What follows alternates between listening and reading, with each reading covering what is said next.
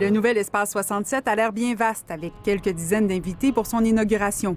Mais il sera beaucoup plus achalandé cet été, quand des dizaines de milliers de festivaliers vont le prendre d'assaut.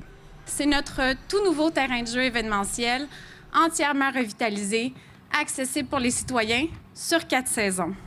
L'amphithéâtre de 65 000 places aura coûté 73 millions de dollars, financé par le gouvernement du Québec et la Ville de Montréal. C'était un projet cher au cœur de l'ancien maire Denis Coderre, mais vivement critiqué par Projet Montréal quand il était dans l'opposition. Il était toutefois tellement avancé au moment des élections que l'administration de Valérie Plante n'a pas eu le choix de le compléter.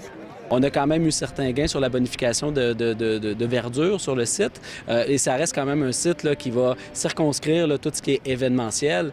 En plus des festivals organisés par le groupe Evenco, comme Hochelaga et EV Montréal, la Société du Parc Jean-Drapeau espère attirer de plus petits événements qui pourraient se tenir dans l'amphithéâtre, mais aussi sur l'allée centrale ou dans l'Agora. On parle avec beaucoup de promoteurs qui sont intéressés. Le mot se passe vite, que ce nouveau site-là est maintenant mis en service. Donc, on espère qu'on va être capable de vous annoncer des surprises dans les prochaines semaines. Depuis de nombreuses années, le bruit des spectacles fait rager les résidents de Saint-Lambert.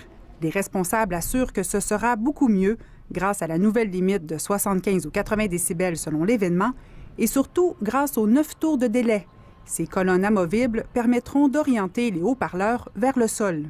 Ça donne nettement une meilleure expérience client pour les gens qui assistent au spectacle, mais ça vient aussi circonscrire toute l'énergie sonore à l'intérieur de l'amphithéâtre. Donc, tout dépendant des conditions météorologiques, on devrait avoir quand même un son qui est nettement atténué à l'extérieur.